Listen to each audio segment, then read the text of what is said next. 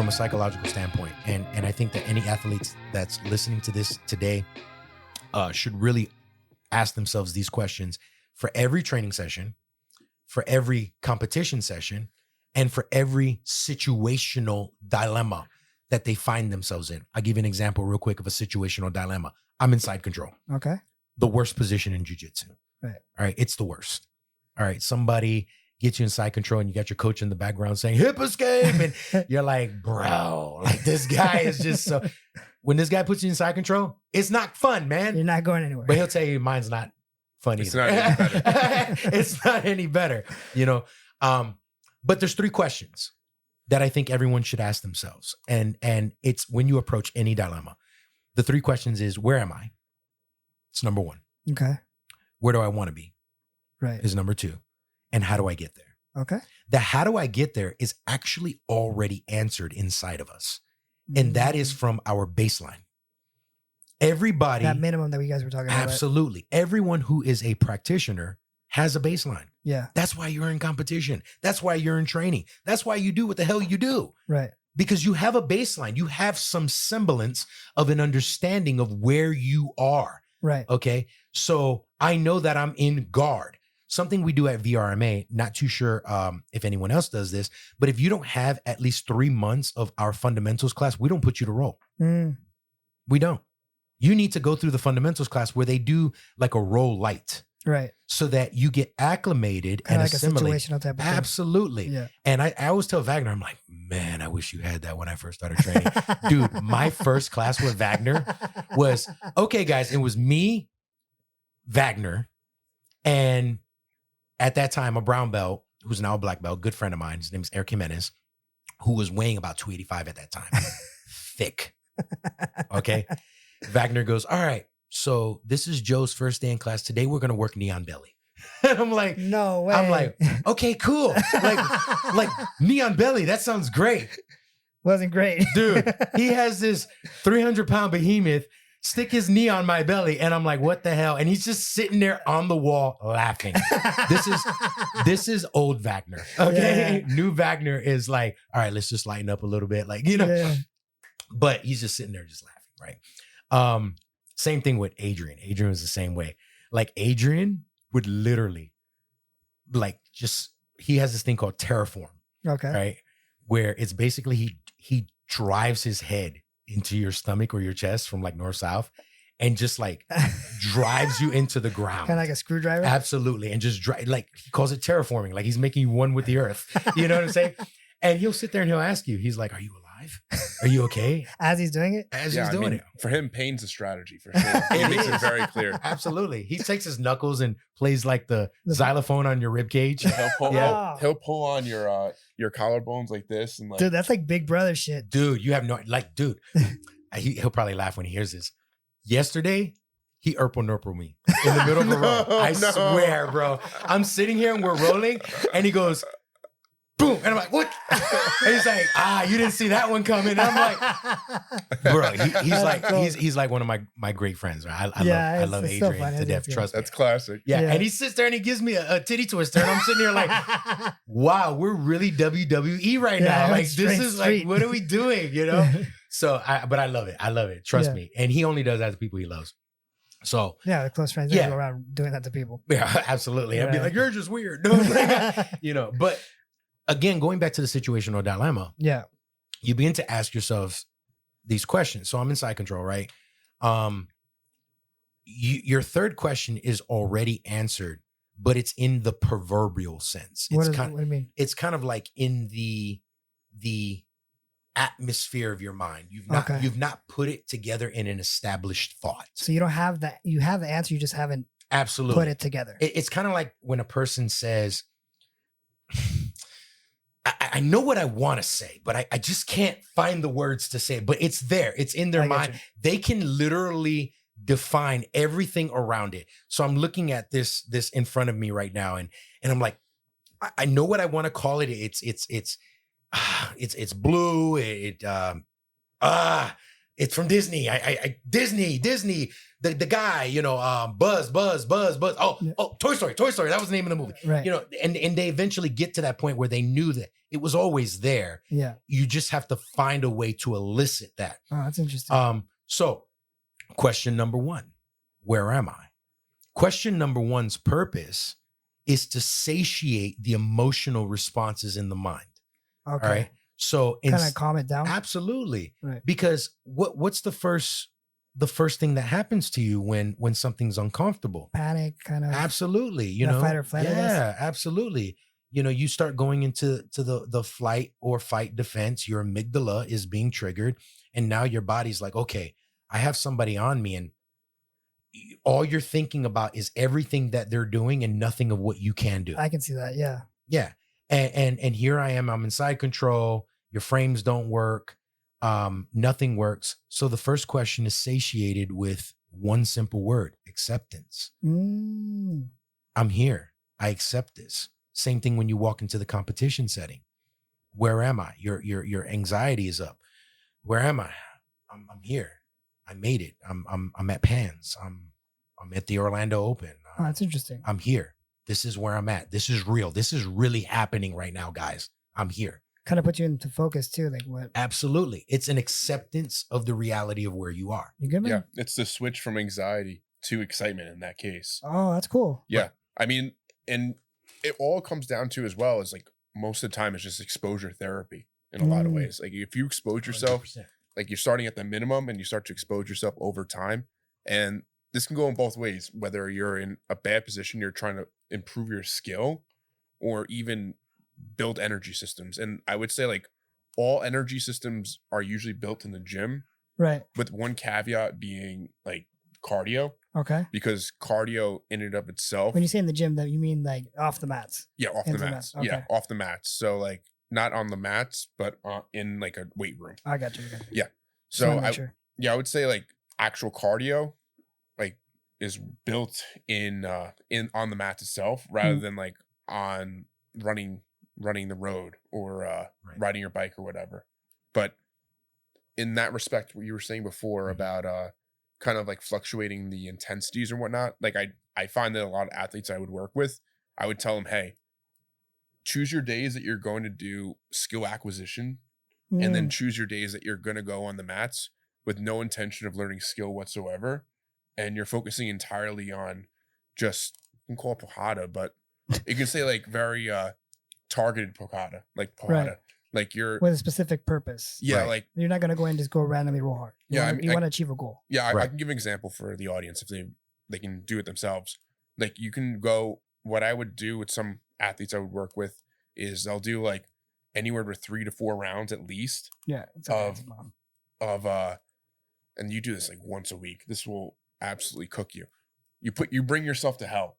Okay. And you do like 3 to 4 rounds of, you can do like the rope slams and assault bike, and that's not the intention of doing that, but you're just trying to bring yourself to a point of like, oh, I'm feeling exhausted. Right. From there, kind of like a breaking point. Yeah, you want to get them at like it's funny that Alex was actually asking me about this, about the lactate threshold. It's the point when you build enough lactate in your blood or like lactic acid in your blood where you feel like you're starting to pant and whatnot, and you're now in that response. So we want to get them at that point where they're at, and then I'll bring them onto the mats from there, and I'll put them with like maybe anywhere between 2 to 3 guys with them, and I'll put them in positions where they're still safe, where they're already exhausted, because kind of like what Jose was saying about when you're at the near point of exhaustion and you're working with people at that point, injury increases. Okay. So you want to keep this very situational with the exercise, and you'll do a 5-minute round, and every 30 seconds you'll cycle in a new guy that's fresh in new positions. So let's say you're in a back mount, your back's taken, right, or someone has mounted you, and I'll be like, hey, your point here is to escape and then gain 2. And it's not the point. 2. Okay. Yeah, because you want to have the intention of just like aggressive intensity, even when you're at the loss. Right. You want to kind of create that it doesn't stop with the escape. Yeah. You want them to re-engage of like 80cc style, like you're really at the tail end of this, and you have to just keep the intensity going. And that will 100% build your cardio. Like yeah, you that don't makes sense. you don't need 5 rounds fresh guys at Shark Tank. Yeah. It's crazy. And then you'd rest like a minute and a half, 2 minutes after that, and then you do it again. And then you're doing it with a specific goal in mind, like, you know what I mean? Like if you're doing it escape, let's say you're doing escape and re-engage, like it's not stopping the roll with a certain point. So Right. you have to gain position, and you're trying to work within velocity. So like every second counts at that point, right? Because if you're doing 30 seconds and you're just trying to gain like, I don't know, like you bring a knee back in, like they don't care at ADCC about you engaging a knee back in there. They want to see you engage for points, right? And they want to see the underdog become the winner in that. And you're case. saying you do that for 5 rounds, 30 seconds, and then a minute rest. Or you do an entire 5-minute round, and every 30 seconds within that 5-minute round, okay, you cycle in a new person. Yeah, it's intense. Yeah, I've witnessed this. Yeah, and what I'll do in the background at the person is I'm yelling at them. I'm creating a lot of stimulus at them. Oh, okay. So it has a little bit of a psychological approach as well. Yeah, like kind of like when they're in the crowd and like right when the coach is yelling at you and the coach is yelling. Yep. They don't hear anything, but they need to feel that stimulus so they can. So like you were saying, exposure therapy type of work. You got to live in hell a bit, you know. Yeah. If you live in hell, like I don't know, like a number of weeks before a competition, like hell becomes normal. Right. You know. And that helps you psychologically, and then you're also getting the cardio at the same time with it. So that's kind of what you guys try to accomplish when you're doing these. And mentally, you have to accept the fact that you're there. Yeah. You know, like, you know, there's this saying that you go through hell, you don't stay in hell. You know, but you have to accept the reality that you're there, that I'm there at this moment. Right. Because if you're not getting out, you're not going to. Right. And I think that's, again, where the first question is satiated, where it's like, where am I? Well, I'm in the middle of this stimuli. Mm-hmm. You know, this would emulate a lot of a competition type setting. This would emulate a lot of situational type setting. I do something very similar, and he's sat through this as well. When I'm doing like, I'll verbalize to the class. I'll say, guys, right now you're in guard. You just got swept.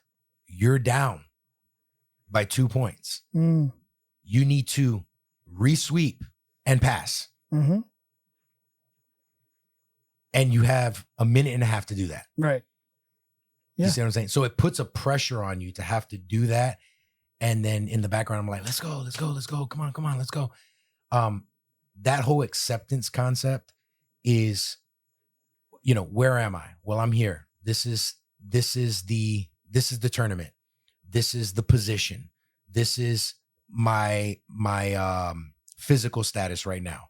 You know, I'm depleted of energy at this point. If you're focused so much just on what you're lacking, as opposed to the reality of the fact that it does exist, but there is a way out, then what's going to end up happening is that the effects of what you're lacking then start to affect your behavior and your response to that. So I'll give you a perfect example. When you're tired, all right, the reality is that you're tired. But if you sit here and you only focus on how tired you are, all of a sudden everything else that is triggered by that tiredness starts to be illuminated by like, and I'm not throwing scientific numbers out there, but you know, like 10 times, right? You know, all of a sudden, you know, you start feeling your back and, oh, my neck, or my eyes feel heavy, and you start just calling out every little single thing that's going on with you. To reassure the fact that you're tired. Yeah, it solidifies, or it fortifies, I should say, the reality of your tiredness. Okay. But if there's an acceptance of your tiredness or an acceptance of your position, going back to my example of side control, right? I'm in side control. I accept it. I'm here. Okay. There's nothing that I can do at this moment to undo what happened. I got here. Right. So now we have to go into the second question. Where do I want to be? Okay. In Chase's example, well, I want to be an ADCC champion. Or if his athlete is training for an IBJJF competition or even a NAGA or whatever, you know, I want to win this. I want to win that. So I have to ask myself this question. where do I want to be? It now begins to kind of like ignite the brain. Right. It kind of creates like a pathway too. It's like, I'm here.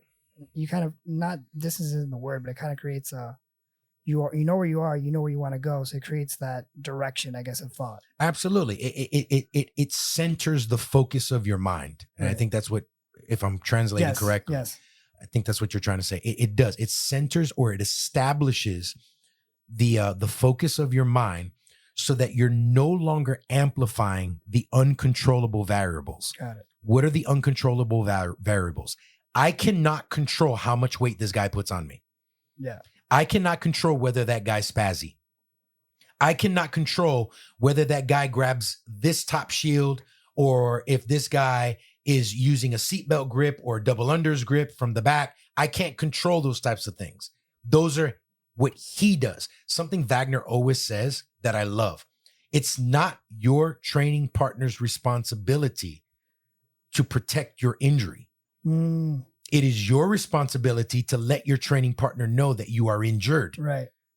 So that they know what and what not to elicit on that injury. Right. Makes sense? That makes sense. Yeah, because if I sit there and all of a sudden dude pops my knee and I'm like, bro, I've been struggling with my knee for like 3 months. What the hell, bro? Oh, I'm supposed to know that? Right. You know, I can't control. There's certain, and that's where the ecological sense comes in, where you start to understand that I can't control certain things that are going on in the environment. But what I can control is my cognitive response to that external stimuli. Mm-hmm.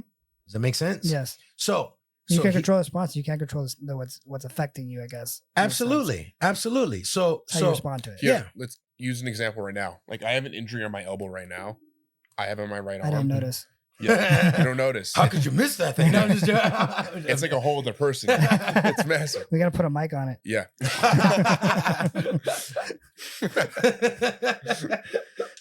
What would you do? What would you do if I were to come to class tomorrow? So he's got that. What we don't want to do is we don't want to exasperate that injury. Right. So ideally, I'm not having Chase play guard from that side. Okay. Okay. If he chooses that he wants to be in a guard position, I would actually tell Chase, today would be a day that you should work passing. Okay. So that it would not tempt you to put weight on that. Because the minute he starts putting weight on that, if he starts framing, because if he falls on the elbow, right? Okay, he's putting weight on it. If he frames on it and he's going with, let's just say one of our training partners is Julius Thomas. Mm-hmm. I don't know if you know who Julius Thomas is. No, he's a Super Bowl winning tight end. Oh, he won with Peyton Manning. He used to play. The guy's, I think, 6'6", 285 pounds, 6'7". Jacked. He is a specimen, and he's an athlete, and he's not even in the best shape he's ever been. He'll say, he'll say it. He's like not even in the best shape that he's ever been. But the guy's huge. He'll single a guy out like Chase, okay? Because Chase is not a small guy either. Oh, okay. He's probably like 6'6'1". Yeah. All right. He's 205 pounds on a good day. All right. You know, right now he's like 220. But big boy right now. But, but he'll single a guy out like that because he's a big guy. Big guys are gonna go for big guys in a row. Yeah, makes sense. So if I was Chase, I'd be like, okay, tell Julius you got the injury and work your passing. Work your passing from that position. Start to work split squat passing. Okay. Start to work J-point passing. Start to work camping. Mm-hmm. Okay. Start to work a systemized approach to your passing style in an ecological sense. Yeah. Okay. Understanding that you have a deficit at this time. Right. A perfect example would also be me when I tore my meniscus. I had to stop playing guard on my left side and play on the right side. Right. I remember that. Yeah, you remember. I was playing on the right side. And now when I want to throw this joker off, I pull guard on the right side and it'll throw you off. Like, he was like, oh man, I wasn't expecting you to pull guard on that side, because it throws you off. All of a sudden I'm playing lasso on this side, or I'm playing spider guard on this side. He's expecting on the other side. Exactly. Because most people pass to their right. Right. It forces you to go out into a place that you're not comfortable in. Right. You develop more if you do it. Absolutely. So going into this point, right? I'm here. Where am I? I'm in side control. Where do I want to be? Well, I want to be in half guard. Right. Okay. Now you're moving back to baseline. It almost seems like you're moving back to a primitive approach just to elicit a very advanced response. What a lot of people don't realize is that most of what is considered advanced is actually refined fundamentals. Okay. And that's huge. Yeah. That's huge to understand. And I'm sure Chase will attest to this and chime in when you want, kind of bro. like fundamentals that are like kind of like costumed up, but you're really going back to what's the basics. Is that what you're saying? I'll use lifts as an example. Okay. When I was younger and, you know, I wrestled, I did judo, I played football, there would always be like this saying, you know, power cleans make you mean. Okay. You know, they would say that, you know, like I had a coach that, dude, this guy rhymed with everything. Yeah. He would be like, legs make her beg. You know, he would be like, if you got a neck, you know, it's like, but he would just come up with something like, and we'd be like, what? Like, where does he come up with this stuff? You know, but he would be like, power cleans make you mean. Get in the gym, you know. So I remember as a kid, I'd, you know, be hitting these power cleans. If you couldn't do 135 power cleans, and I'm sitting here as a ninth grader and I'm doing power cleans, or clean and snatches. Okay. Now I'm a 40-plus-year-old guy with a torn rotator cuff. There's no way in hell I'm doing a power clean. Right. Yeah. It's not going to happen. Right. But I will do a deadlift. I will do a hex bar lift. Okay. Okay. These types of lifts better suit or simulate things that I would do in jiu-jitsu. You know, if somebody puts me in Yoshiro X guard. Okay. Right. So Yoshiro X guard is X guard with the top leg on the back part, almost like they're getting ready to move into crab ride. Okay. So they have me in this position. I would pick the most complicated example. Right? So I know, right? You 100% would. For sure. And it's just the way our minds work. That's right. So I'm here in Yoshiro X guard, right? I would actually have to establish my base, almost like I'm getting ready to hit a deadlift. Mm-hmm. Okay. Grab one pant grip, grab one arm position, and then begin to lift up, almost emulating a deadlift. Right. A power clean is not going to assist me in that type of breakage. Yeah, and the skill that's required to learn a movement like that, and to what Jose is saying as well, that there's a lot of limiting factors that a lot of people have, like wrist extension, maybe a shoulder injury, or just like limited shoulder range of motion, that it doesn't even make much sense for you to do that. Right. You're saying like power cleaning. Yeah. I mean, it's important to do power lifts. You can use a bench press or a back squat and do that for power. So just lowering the weight and trying to move the bar fast. Okay. In a case like I've seen videos of like Korean judo Olympic team members, what they would do in the gym is that they'll just like kind of like jerk the bar up. Yeah. And it's not like they're doing it for like to do the actual power clean, but it's kind of like the pseudo power clean thing. Okay. And just trying to move the bar. But they're eliciting that response in their body to essentially build that nervous system response. And just, and just to tie it really back when it comes to like the energy systems again. So what I like to say with building strength or building structure and like the energy systems that you have to build some form of muscle. Okay. Like hypertrophy, building the muscle. So that means is you want to build more structure so you avoid as much injury as possible. Okay. So if you have as much structure as possible, you'll avoid the injury. From there, you want to build muscle to avoid injury. Yeah. Okay. So what you're doing from there is you want to build strength, which is you have all this muscle now, but not all of the nerve endings are innervating with the muscle. Okay. You don't have enough light switches to turn the muscles on. Right. Let's say. So that's when you build strength. And then from there, you want to build power, which is more of a nervous system training. Oh, really? So like you're separating strength and power. Yeah. So power is the ability to turn the light switch on faster. Oh, okay. So it's the ability to turn the switches on faster compared to maximum slow speed strength. Right. Which is able to do like a lift, and you're able to do it. Maybe it takes 20 seconds to bring the bar up. Right. A certain and weight. You're saying that power would lower that. You would lower the weight for sure. I mean, yeah, power would lower that. Let's just say it's whatever weight, but the power would lower the ability to put that bar up. Is that what you're saying? I mean, there's always thresholds there for sure. Okay. I mean, like it depends. It's always it depends for sure. Okay. But yeah, that's definitely when it comes down to like every single adaptation that you're trying to make in the gym that ties back to jiu-jitsu.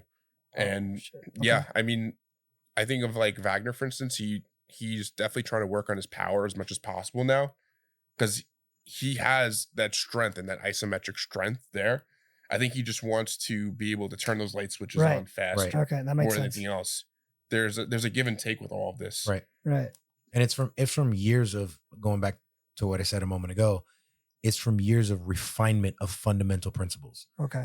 If you watch somebody's game like Wagner, right? You're never gonna see him Imanari into inside Sankaku. I see what you're saying. It's not gonna happen.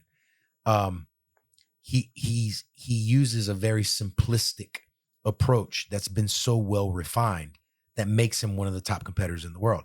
I'll use the top competitor in the world right now, which is Gordon Ryan. Mm-hmm. Okay. While he's competing. Right. So Gordon Ryan, if you look at his matches, unless you're a fan of jiu-jitsu, they can be relatively boring. Yeah. And that might be a very unpopular principle to the fanboys that are listening today. True. Yeah. But 30-minute or no time limit match. And he's just sitting there camping in somebody's half guard for 5 minutes, just brutalizing and moving. But you can see strategic movements that are being implemented that are nothing more than strong adaptations of refined fundamental skills. Okay. Things that have been situationally drilled, things that have been ecologically drilled. All right. Things that have been put through the rigor, if I can. So much so that it's almost like a bilingual person that can jump in from one language to the other with probably no break in that, because they're able to switch their cognitive response. Because I see what you're saying. Yeah, you and I, we're both Boricua, so we can jump into certain things. But will you admit this? If we're talking in Spanish versus talking in English, our mind starts to think a little differently. Yeah. Yeah, the way we approach it in our mind, Spanish kind of it's kind of like a, not like a different person, but you're kind of thinking differently. You're thinking differently, and sometimes you'll be met with an impasse when it comes to the description of certain things. Like you can pronounce something better in Spanish than you can in English. You're like, I don't know how to say this in English, but then you go into the descriptive phase. Right. So going to the third principle, so we looked at the first one. It was where am I? Acceptance. Where do I want to be? I'm in side control. I want to get into half guard. Right. How do I get there? It's actually moving back to baseline, moving back to a fundamental perspective, the roots, and utilizing the fundamentals with advanced situations. Right. The fundamentals always work. Yeah. They really do. One thing that Chase and I do a lot of, I do this a lot as well with like Alex Park, who's one of our training partners. I do this a lot with various people that train with us, especially in the 10 a.m. classes or that stick around afterwards in the 6 p.m. classes, is that we do like a lot of dialogue. Literally. Like post roll dialogue, you guys sometimes even interim role dialogue. Now, I love Robbie D'Onofrio, and you might not be a fan of that because he don't think you should talk when you roll. Okay. But and Wagner too. Wagner hates when you talk when you roll.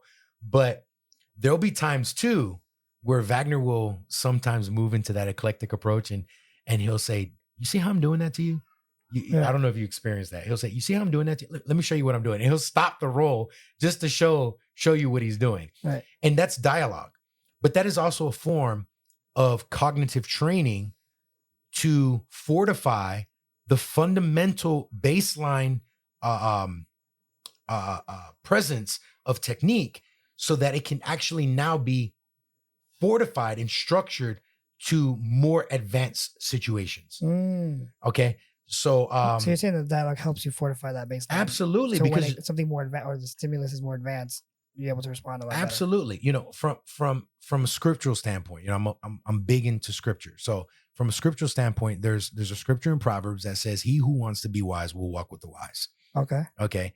If I want to walk with the wise is applied knowledge. All right. That's what wisdom is. Wisdom is the embodiment of applied knowledge. To know something doesn't make you wise.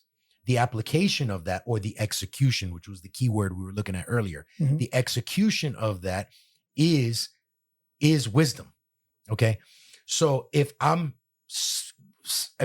with somebody who keeps constantly passing my guard, I have to ask them what they're doing. Right. So that we can dialogue through that, so that I can recognize what? My error. All right. What correction is there in behavior unless there's a rebuke? Right. Unless there is a exposure of where keep doing it. Yeah, where the holes are. Right. And that's where dialogue comes in. And dialogue matched with situational stimuli, like from an ecological approach, matched with a systemic interlaced approach, actually, in my opinion, creates a fluid jiu-jitsu practitioner and also a more than competent athlete. I think that what's happening a lot of times is that you see people that they just kind of go through a haphazard way of approaching this. Like, I'm just going to wing it. I'm just going to do it. Right. They come in, they just want to have just have fun. They're not really taking a real approach to it. Absolutely.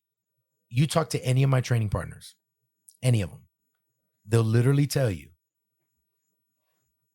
what I was hunting that day. They'll tell you. Yeah. I kid you not. They will tell you. Because you have an approach to it that you're oh, you're damn right. They can see that you're setting it from far away. Like, they'll literally be like, man, you were hunting arms today, weren't you? Or, man, you weren't trying to play guard today. Right. Or you were really going after footlocks today. You know? What am I doing? I'm number one, task managing myself, which is the sign of a black belt, in my opinion.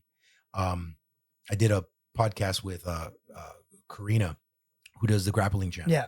And shout out to Karina. Yeah, phenomenal channel. Karina and Darren are phenomenal human beings. I love them to death. Yeah. But I was talking about the learning expectations from white to black. Okay. By the time you're a black belt, I think that the mark of a black belt is not repertoire, meaning it's not how much you know. Okay. It's not. It's how much can you execute? And can you execute that from a standpoint where it's now heavily saturated with fundamentals? All right. Again, there's another scripture in the book of Psalms. Okay. Where the psalmist says, if the foundations are destroyed, what will the righteous do? And what he was talking about is if you destroy basically the foundation of anything, how can anything stand? Right. So you have to have a baseline of strong fundamentals that will always become the pool that you draw from, which can now satiate the other two questions, which were your first two primary questions. Right. So it's almost like a reverse logic. Oh, I see what you're saying. You see what I'm saying? So if you have strong fundamentals, then you can answer question number 2 is, how do I get there? Okay. Oh, I'm sorry. Where do I want to be? Right. And then you can also answer question number 1, which is, where am I? Where am I? Right. All right. You can actually accept because you know a way out. That makes sense. Wow. That was in depth for me. Yeah. That's great. But you guys you just get talk that, like right? that all the time? No, I got it. This is how we talk in training. That's great. All the time. Like every day. Like, I kid you not. Like, we'll sit there. Bro, I'm not even gonna open my phone and just show you our text. Like, shh. Like, no, I've seen it on Instagram and the stuff you post, I'll be thinking like, that's interesting. It'll make me think. Yeah. So I think that there's a tide shifting in the jiu-jitsu community. And I don't know how much time we have left. We got like 5 minutes. Okay. Yeah, like 5 minutes. Yeah. So there's a tide, and please chime in on this. There's a tide that's shifting in the jiu-jitsu community, and it's your average consumer. And I'm gonna put consumer and not practitioner. Yeah. Because the martial arts mindset has been heavily lost in the community today. So it's not any longer, this is my sensei, this is my professor. Right. This is kind of like, dude, I pay you for a service. And if you don't give me that service, and the service really what they're paying for is space. Okay. They're almost like barbershops renting from the main barber, and I'm just here to rent this space. I'm going to cut my own hair. I'm going to do my own thing. Yeah. Most of your practitioners today, they have a BJJ Fanatics account. They have access to Instagram. They have access to YouTube. They have access to Facebook. Mm-hmm. They have access to TikTok. Mm-hmm. They have access to social media platforms, which are becoming their teachers. Mm. So the professor is nothing more than just kind of like, I'm going to go through the motions of what you have to say. Yeah. But really and truly, I'm going to do my own damn thing that I watched on BJJ Fanatics last night. Yeah, you've hit the nail on the head with that one. I feel like a lot of athletes today are just that. They're just athletes and they're not artists. Okay. In Correct. terms of martial artists. And I think that the approach that a lot of people when they go into jiu-jitsu initially is to become a better person more than anything else. Right. And it's not just becoming a better better at jiu-jitsu. Because jiu-jitsu translates itself and transmutes itself in all aspects of your life. I agree. If you choose to. Right. Because there's some people that they choose to be bad. Yeah. Even though they do jiu-jitsu. They're black belt jiu-jitsu, five straight black belts, and they choose to be black belt does not mean good person. Right. No. Right. But it goes back to what Jose is saying about someone who is reflective and is taking a more introspective approach to their jiu-jitsu, because that type of introspection will start to translate in other factors of their life. Right, especially the practice of it will start to transfer into other things. They'll start to, and it goes back to the idea of like meditation, for instance. Mm-hmm. Like you can do meditation as a practice at home in your baseline, for instance, mm-hmm. and you get better and better as you go over time, and you're able to calm down the mind. But the actual meditation doesn't actually work when you're in a competition. You can't sit there and meditate yourself back to normal. Absolutely. More or less. Right. It's usually what happens is that you've meditated so much that your mind is already getting there. You know how to activate it. Yeah. Respond, like to kind of activate is the word. Yeah, absolutely. So I pray a lot, right? Okay. I remember when I first started praying, I would get into the position, get ready to pray, and as soon as I start praying, I'm like, man, I wonder what I'm gonna eat for dinner later. It's like, no, but I get what you're saying. And I'm like, hey God, how you doing? Man, did I pay that bill? Like I'm sitting here like, yeah. And then as I continued that practice, all of a sudden now I was able to beat this body into subjection.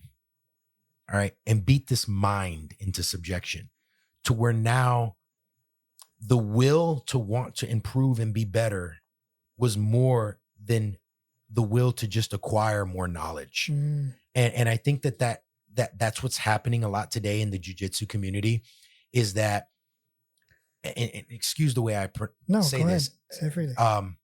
They become knowledge whores. Okay. And it's like, let me just accumulate 50 million things of technique. So they become a jack of all trades, but a master of none. Okay. And this is where you really begin to see the dichotomy in separation of athletes from the greats to the subpars. Okay. Because you'll see people that go out there who are exceptional. Like, for example, like Cade Rutolo, who he's been doing that choke. Yeah, I forget the name. It's like Rotolotine or something. Yeah, Rotolotine, that they named it Rotolotine. But if you watch when he fell into that cannot be reduplicated. I'm sorry. Right. That's just pure athleticism and talent. Yeah. But you'll sit here and you'll have people that they're knowledge whores and they're sitting here trying to reduplicate that. I see what and you're now saying. that they turn that into curriculum. I see what you're saying. Yeah. So they turn like, oh, take me down like that so I can reach around and get the guillotine there. I believe, and I will challenge any professor that's listening to this right now, and I'm talking to you as a black belt. Okay. I will challenge any professor to really gauge their schools, and you can gauge your schools in tangible ways, right? Because if you want to know information, something has to be testable. Okay. And it has to be able to be approached with a hypothesis. Okay. Okay. So I want you to gauge your schools, and I want you to begin to really ask your schools, what are they looking for from this experience? Right. Like you mean the students. You want to ask the members. Absolutely. Okay. Are they looking to just be a great competitor, or are they looking for a community? Right. They're probably going to say community. Absolutely. I will venture to say that less than 2%, almost 1% of any school is an actual athlete. Right. Someone that's going in there because they want to be the next world champion. Right. Or they want to be, for sure. Yeah. Talking about regular people that are going in. Absolutely. Yeah. Now there are specialized schools that have that environment kind of fostered. Like, for example, I think AOJ has that kind of environment. New Wave has that kind of environment. From what I understand about New Wave, you have to be invited into New Wave and first have to attend Henzo Austin first before you can get invited into that. Yeah, that's the way I understood from how it was explained to me by somebody who's training there. Oh, okay. So most of your people, your average practitioner is looking for a community. Mm-hmm. Look, they're learning jujitsu from all different places. Here's my challenge to the professor. That's a good point. Professor, hear me when I say this, and I say this with a lot of love. Your mindset has to change in how you approach your school. It has to change in how you approach your curriculum. And it has to change in how you yourself challenge yourself to grow as a professor. Let me tell you what I mean by that.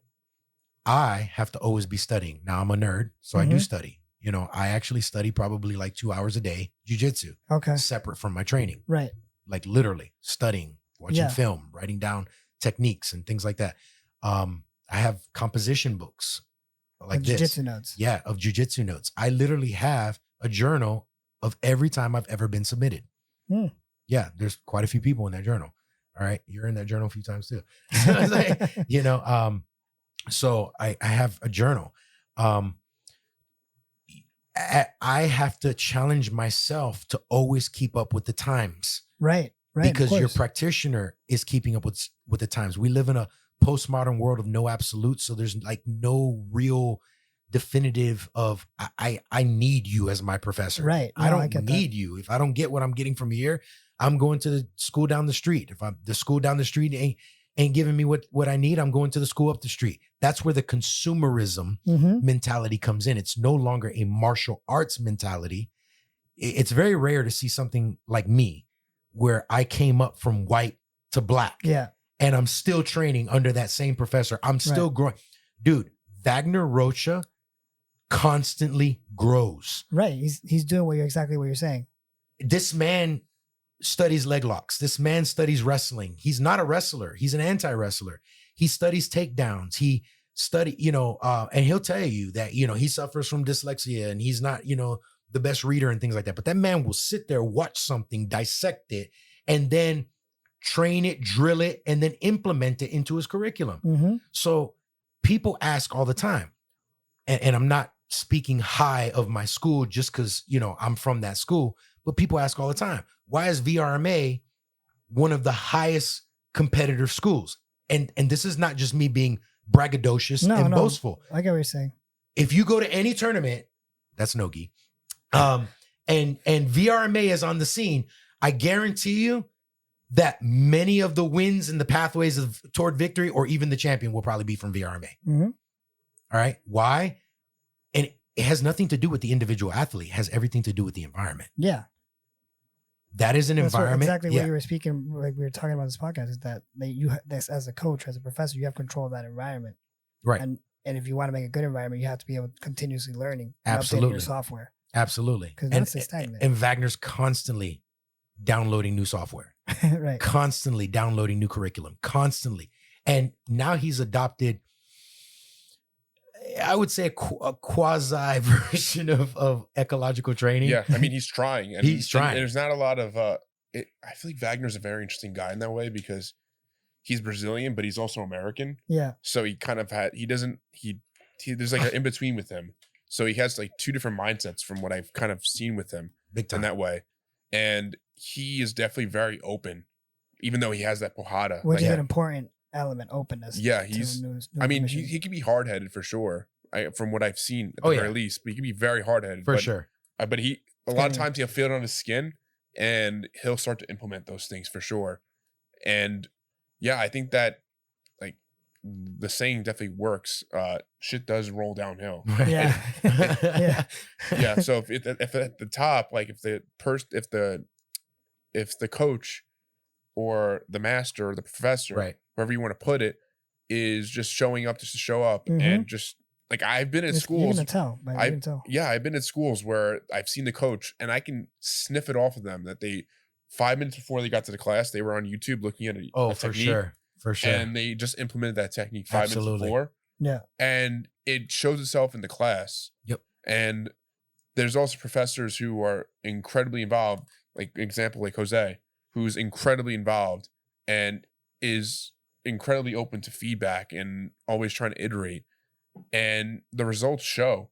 I mean, we're not there yet by any means, but like I think that like over time we're getting there for sure. We're getting there. There's something brewing. There's something that's being built, and I do appreciate the opportunity to be on this podcast to kind of thank you for coming on. Yeah, to kind of get that out there to let everyone know, like, hey, there is a wave that's coming. And I'm not saying that we're the wave, but I'm saying that there is a wave that's coming that is going to be the jiu-jitsu cultural norm to learning. And that if you noticed, our approach came from the very position of who the practitioner is. The practitioner is a consumer. If I'm not getting it at Walmart, I'm going to Target. Yeah. If Target's not doing it for me, then I'm going wherever. I don't even think Kmart's around anymore. No, but yeah. But wow. So I'll tell you this: that what we're trying to do, and we do this together, is that we're doing this thing called community jiu-jitsu, and it's kind of like and I'll just be very forthright and transparent with our intentions. It's an indoctrination. It is. Okay, not a cult. It's an indoctrination. Not a cult. Not a cult. Yeah, but it's an indoctrination session. He comes in. He does a lot of the physical standpoint of it, while I'll do the technical standpoint of it. But then we talk prior to, and I pick his brain on, like some game approaches, some things, and even if I felt like it failed, like remember that class that I felt like nobody was getting that collar sleeve standpoint with the position 1, 2, 3. I literally, Chase was like, man, that was such a great class. And I'm like, yeah, for you, and I was like, dude, I just felt like they weren't getting it. Like, what happened? And he gave me some ideas, like the basketball concept, doing point sparring versus like one person just drilling it for 3 minutes straight. Right. It's okay. I got the ball. I'm running down the court. I shot the shot. I missed it. Okay, now it's your turn. Right. And so we're switching positions. I get what you're saying. He gave me that, and the next class was phenomenal. Yeah. So you guys restudied. You guys learned from your mistakes, or not mistakes, but you just learned. Right. And then went forward. Yeah. And I also think it's important that any professor know what the heck they're going to be teaching about at least 2 months in advance. Yeah, it's not like you're just going to jump on the mat. Dude, you ask Wagner what we're going over for a month, it's going to be one thing for that whole month. Yeah. Literally, dude, you remember January and February was just all back? Yeah. It was all back control. Like I'm sitting here, I was getting pissed for a while. I was like, dang, man. Can we do something else? But it was just all back control. But dude, let me tell you, I appreciate the time on that. Yeah, man, because like when I'm in back, unless your name is Jake Strauss or Wagner Rocha, you're probably not finishing me on the back, because I mean, Jake, Darce Daddy, he's got freaking ape arms. So it's like, he's exceptionally long with his arms. He gets that thing around you and you're like, what the heck, yo? Or Wagner, he gets on your back and you're tapping because you just don't want your jaw to break, bro. It's just tap, bro. You know what I'm saying? Yeah. But for the most part, you can escape. Yeah. I'll tell you that you talk to Wagner, like this whole month, we're in May right now. this whole month we've been working Choi bars and arm bar setups. Yeah, I think Daniel Perez is a similar fashion as well. He was he came on the podcast as a coming but he talks about that he has a curriculum for the entire year. Yeah, he's a phenomenal He'll go back coach. to it, but he knows what he's going to teach for that entire year. Dude, let me tell you, I know a lot of people that train at his school, and he's given me the open invite to come out to his academy. I've just not been able to make it down there because it's a long drive. Yeah. From where I'm at. Right. But dude, let me tell you something. Every single person that I have ever spoken to that has trained with him, Juan Rosales, Tony Mello, Karina, Darren, I could just go through a list of names, has told me that the man is a phenomenal hands-on coach. And I love to hear that. Yeah. I love to hear that. I love to see when coaches are definitely intertwined with their students and care about the success of their students. Yeah. And at any tournament I've ever been to, I see that man right there on the corner, and he cares about the success of his students. Yeah. Ceviche is another one.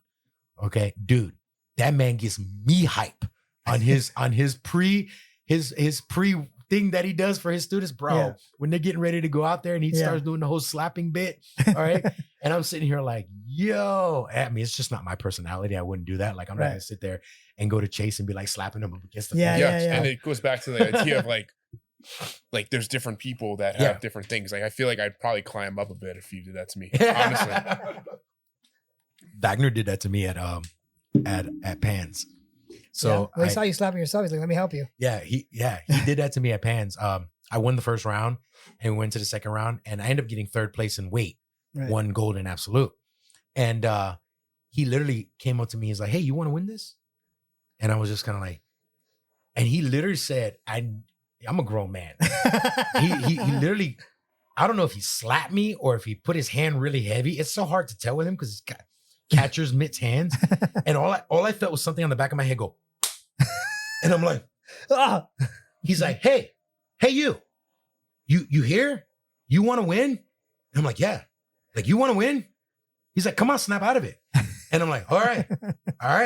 And then Adrian in the background, he's like, yeah, stop pussyfooting around. Like, yeah, I kid you not. It's like, and I'm sitting here like, yeah. Let's go. And like, you know, and then they had to slap me back into reality. So like, I'm very sociable. So I'm sitting here talking to the guys before we're getting ready to fight, and we're having a full conversation. And he's like, Joe, get over here. He's like, you here to make friends or you here to win a championship? And I'm like, okay, yeah, you're right. Yeah, I hate that guy. He's like, let's go. You know? So I think that, you know, when you got a coach like that, man, it's great. Heavily ingrained, you know, he's such a nice dude too. Yeah, dude, it's an amazing thing. Yeah. You know, I try to be that for my guys too. Like, you know, that I train with primarily. I'm like, I'm on them, but when I'm hard on them, I'm hard on them too. Like, but that's also out of love as well. Absolutely. Yeah, I've definitely noticed that with Jose. Like, for instance, if he notices I'm being like hesitant, like too much, he'll definitely like turn it on and be like, hey, like snap out of it type of deal. Like, you gotta, like, he'll definitely like be like, okay, like I gotta like chill out and just make it happen. Yeah. Because there's definitely it's kind of like the approach, like whether it's like jujitsu, strength and conditioning, everything is specific to that person. Like, you have to be, because every person brings a different thing to them, whether physically or they just have mental baggage that they have to work through. So you have to work with that. You can't just like cookie cutter them. Right. No, of course not. You have to give them something that's for the individual in order for them to succeed. Because if you give something that's not going to work for them, right? If you don't take in consideration the right, not variables, you don't take into consideration the right things that will affect their outcome, there's no way that that person's going to succeed. You have to. Yeah, it's like kind of like I've trained with the Meows before, and I remember a while back I would try to learn like the Berimbolo thing we were talking about earlier. Right. And there's just like, don't get me wrong, I want to keep pushing myself, but there's definitely there's a threshold there of like how far you can push yourself with something, just given like genetically. Yeah, that like, makes sense. Some people like in the same way, like flexibility exists on a bell curve. Like back to like Wagner, like he has no flexibility, where you have someone like a Mikey Musumeci who can easily, like no stretching whatsoever. Yeah, Just the fit meows overs that can do that bending over and do that type of Absolutely. stuff. That's crazy. Yeah, at a risk. Yeah, at a risk. Yeah. Well, guys, I think we're wrapping up. Is there anything you guys want to promote? I mean, this was a great episode. Is there anything you guys want to promote? Anything that we missed that you guys want to cover? Yeah, I mean, this is my brand, Grapplism, and overall my strength and conditioning project that I've been working on for a while. You can find it on Instagram, right? Yeah, you can find me just like so, GRAPPLISM. I'll also put it on the episode just in case. Yeah. I'll Or put you all can, your stuff on the episode. yeah, and if there's anyone who's just a hobbyist who is just trying to make sure that they are as risk avoidant with injury as possible to the athlete who is just really trying to get themselves to that 1% better. Yeah. And on the mats and off the mats or whatever, however you want to put it, you can feel free to reach out to me and just we can at least have a conversation, just talk through your jiu-jitsu game, things that you feel like are not working for you right now on the mats and even in the gym itself. And when I say the gym, the weight room. Right. Thank you for that information. Yeah. Jose, you got anything? Yeah, no, I could be reached at uncommon, just like the word uncommon, and then GEN, Jen. And listen, get us into your school. We'll do a free seminar. This is something that we don't do for money. We do for passion. Obviously, it can translate into money if you continue with for further subscriptions, like with Chase and stuff like that. Like, these take you through individualized plans that are catered to you and stuff like that. So, it does get into that. But basically what we want to do is we want to come in and we'll do training. We'll talk about these mental approaches to competitions. We'll do Q&As at the end. Sweet. He'll do specific stretches, what we call real jiu-jitsu warm-ups, real warm-ups. The purple belts love us. Yeah. So yeah, for sure. Purple belt. You know how we're running? Yeah, because purple belts hate to. Yeah, they hate warm-ups. So they love us. Oh, we're gonna stretch. Oh, heck yeah, I'm down for that. All of a sudden you got a bunch of purple belts that show up on time. Yeah. So, but get us in there. We'll come in. It'll be probably one of the best free 2 hours you've ever had. There'll be rolling. There'll be drilling. And how if they want to do that, how would they would reach you out? Instagram? Yeah, right through DM. And a couple people have already reached out to us and expressed the desire or the interest in bringing us out there. And I just want to preface by saying that this is by no means to like disrespect your approach to jiu-jitsu. It's just to help fortify a lot of the principles that we talked about today, but also to build the community. Right. It's a beautiful thing, man, when you get into a room and you've got Gracie Baja, you got Fight Sports, everybody comes together. Carlson Gracie, Nova Gersau, Novo Now, you got all these different academies that are all together and we're all bouncing off of one another. Yeah, it's great. And dude, you just build friendships, you build relationships, you build the true community. Yeah, we're competitors at the end of the day, but at the same time, we're a jiu-jitsu community and people are hungry for that. Yeah. And we have to learn to foster that and kind of build that. I agree 100%. Well, guys, thanks for coming. I don't want to. No, you're good.